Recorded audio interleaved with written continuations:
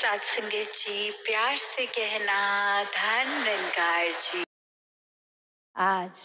समागम के इस चौथे दिन ये भाव सभी के कहीं ना कहीं कि कैसे ये बेशक इस बार एक दिन और ज़्यादा,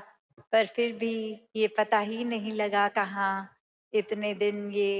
भक्ति में निकल गए, इस निराकार के एहसास में निकल गए, आत्म मंथन की शिक्षाओं पे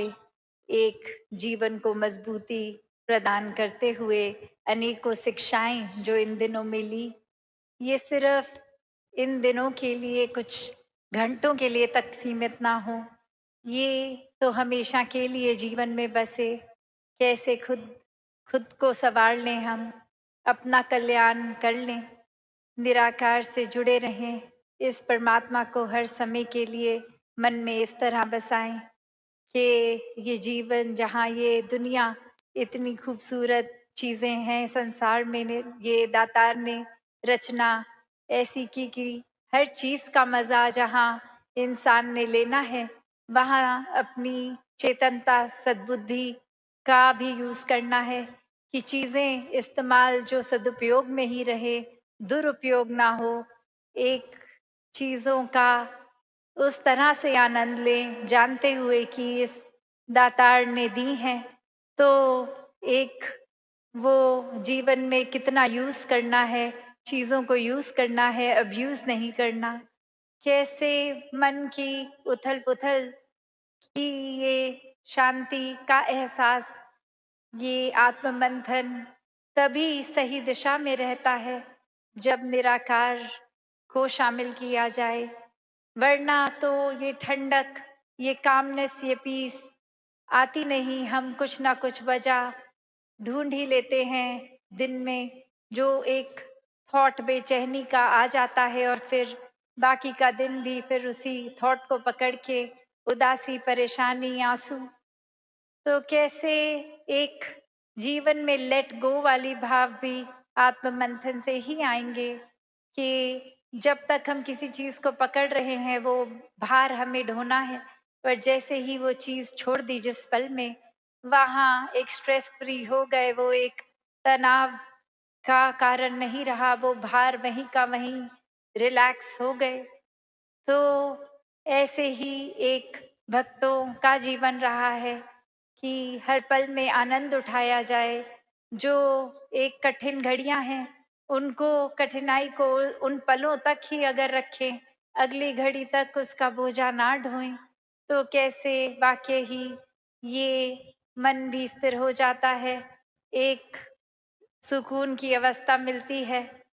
जीवन में हर तरह मेंटली, स्पिरिचुअली, इमोशनली ये ग्रोथ, ये विस्तार होता है, और मन के भीतर ये जर्नी विद इन आत्म मंथन से हर पल में फिर ये सुकून, ये अंदर की हमारी एक ऊर्जा, ये और स्ट्रांग होती है। स्पिरिचुअल जर्नी दातार उसी तरह से हर एक के मन में ये एहसास हर पल का बख्शता जाए कि कैसे जीवन तो जीना है, ऐसा नहीं कि जीवन में जो वस्तुएं हैं उनको एक यूज नहीं करना, पर यूज करते करते भी वो शुक्राना भाव मन में हो। कैसे एक मन को हम ऐसा ना बना लें अपने कि पहले से ही एक कुछ फाइनल, कुछ एक सोच बना लें कि ऐसा ही है जैसा हम सोच रहे हैं, दूसरे के नजरियों को कंसिडर ना करते हुए एक अपनी ओपिनियन उस तरह से एक निर्धारित कर लें। तो अक्सर ऐसे भी नोटिस किया है कि अगर हम किसी के प्रति ऐसे भाव बना लेते हैं कि ये इंसान हमारे बारे में अच्छी सोच नहीं रखता, तो अगर हम किसी कमरे में जाते हैं जहाँ वो इंसान किसी से बात करते करते और अचानक हम एंटर करते हैं, तो वो, चाहे वो देखते हैं हम नज़ारा कि वो एकदम चुप हो गए हैं वो दो व्यक्ति, तो सबसे पहली सोच क्या जाती है, ये ज़रूर मेरे बारे में ही चुगली कर रहे होंगे, ये निंदा कर रहे होंगे, और अब सामने में आ गया तो कैसे अब वो अपनी बात कंटिन्यू करें, मेरे सामने तो मेरी बुराई नहीं करेंगे। पर हकीकत क्या है कि ये चाहे वो बिल्कुल अपनी कोई नॉर्मल कैजुअल बात कर रहे हों, जो उस इंसान से रिलेटेड भी नहीं है बात, बस कोई हँसी की बात हुई और कुछ आगे बोलते ही हैं तो वो एक आउट ऑफ रिस्पेक्ट कि कोई नया इंसान आया है, तो उसको भी एक ऐसा वेलकम फ़ील हो, उसको भी शामिल किया जाए तो अपनी बात वहीं की वहीं रोक दी और ध्यान आगे और वो मुस्कुराहट उस तरह। तो ये बात नज़रिए की है कि कैसे हमने खुद ही सोच लिया, खुद ही फाइनल कर लिया, अपना डिसीजन खुद ही ले लिया, दूसरे फैक्टर्स ये कंसिडर भी नहीं किए और बस स्टैम्प लगा दी ऐसा ही है। और वो खुद को सही प्रूव करने के लिए वो एक्सपीरियंस को भी उसी नज़रिए से, एक उसी लेंस से देखा गया, जिसने और ज़्यादा ये पक्का कर दिया कि देखो मैं तो कितना सही सोच रहा था, वो पक्का इंसान मेरे बारे में खराब ही सोचता है और आज साबित भी हो गया है। तो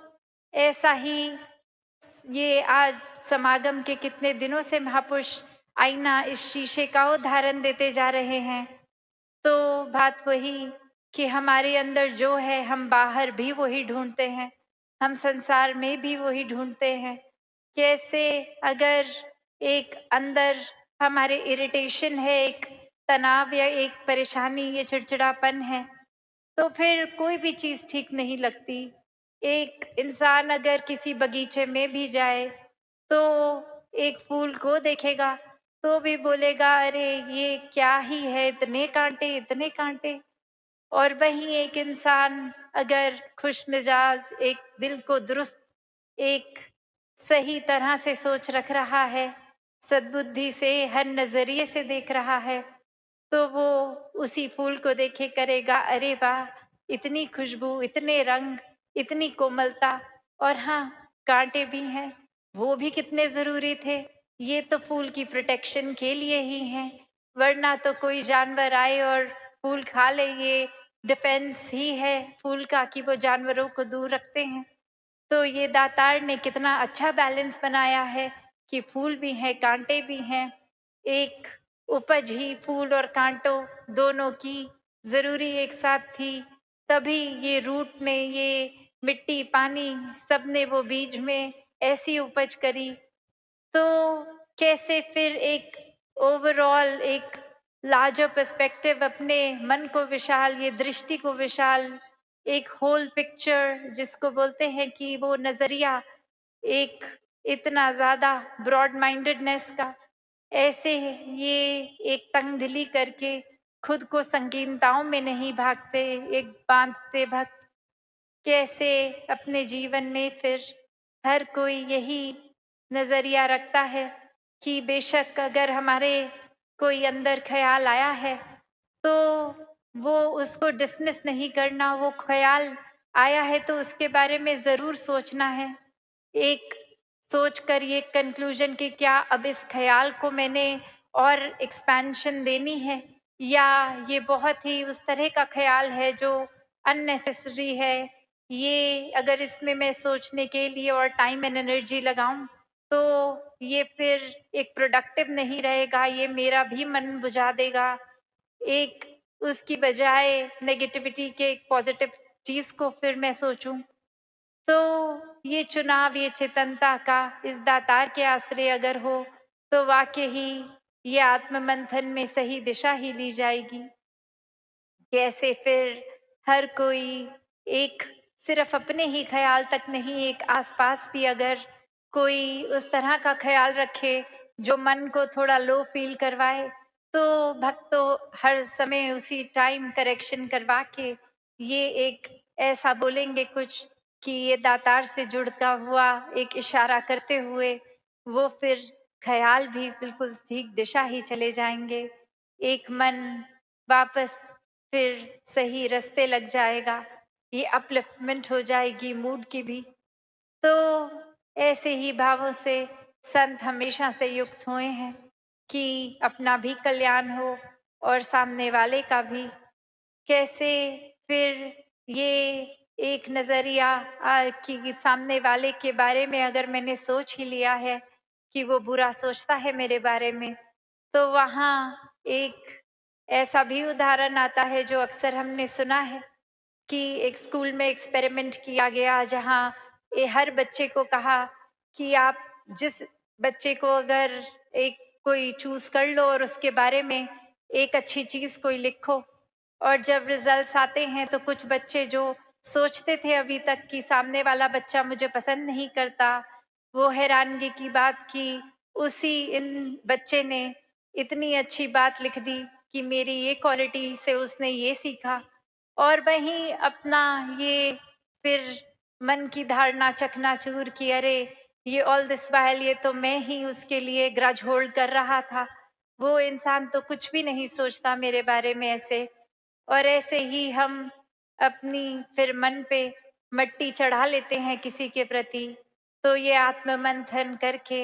ये मिट्टी साफ करने का भी टाइम है। कैसे फिर हर समय एक अगर कुछ बात है भी मन पे तो वो रिश्ते टूट भी रहे हैं, बिखर भी रहे हैं, तो ये समय एक अहंकार को छोड़ के एक दूसरे के प्रति ये दिलों से दिल को जोड़े जाएं। ये माफ करना और माफी मांगने का समय है। कैसे फिर हर एक को अपनाने की बात, ये एक्सेप्टेंस की बात। तो जहाँ ये समागम हर किसी ने आनंद भी लिया और जो नहीं भी आ पाए वो भी एक भाव रूप से तो शामिल रहे। हर एक की सेवा चाहे वो पंडाल पहुंच पाए नहीं पहुंच पाए, कैसे हर एक ने जहाँ एक हर्षोल्लास से कुछ समय पहले से सेवाएं शुरू करी और अब समागम के बाद वो वाइंड अप सेवा का भी रूप होगा जहाँ एक काफी महापुरुष अपने घरों को चले जाएंगे पर फिर वो कुछ रुक कर ये एक ऑर्गेनाइजेशनल पॉइंट ऑफ व्यू से चीजों की संभाल भी करनी। तो भाव वो उत्साह का जितना पहले उतना भाव में, क्योंकि भक्तों के लिए तो सेवा सेवा ही है। और ये हर एक के लिए भी एक इशारा संकेत कि जितना समागम पे पहुंचने की एक्साइटमेंट और खुशी, अपने घरों में भी उसी एक्साइटमेंट से वापस जाएं कि अब इतना कुछ सीखा है, उसको पूरा साल, पूरा दिन, पूरा रात, पूरी जिंदगी इम्प्लीमेंट करके वो खुशी में सिर्फ इजाफा ही होता रहे। तो ऐसे भावों से युक्त हो। और जहाँ अभी अनाउंसमेंट्स भी सुनी कि ये अब दासी की पर्सनल एब्सेंस जो 5 महीने आप सबके बीच में नहीं उपस्थित हो पाई, तो जैसे एक स्टूडेंट होता है जब एब्सेंट होता है तो उसके बाद वो कवर अप करना पड़ता है पढ़ाई को।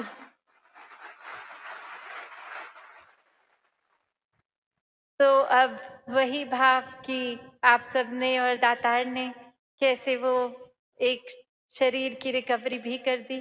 तो फिर ये जगह जगह आपके चरणों में पहुंचा जाए ये टूर्स, ये एनवाईएसएस, ये समागम, ये उस रूप में फिर से एक गति और पहले से भी ज्यादा तेज की जाए। तो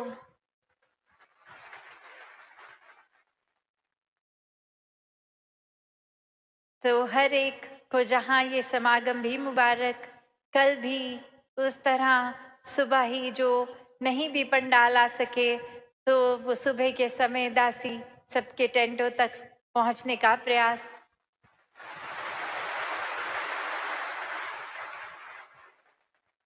और फिर शाम को जो कला का रूप होगा वो भी भक्तों का एक संदेश उस रूप में भी। तो ये भाव वही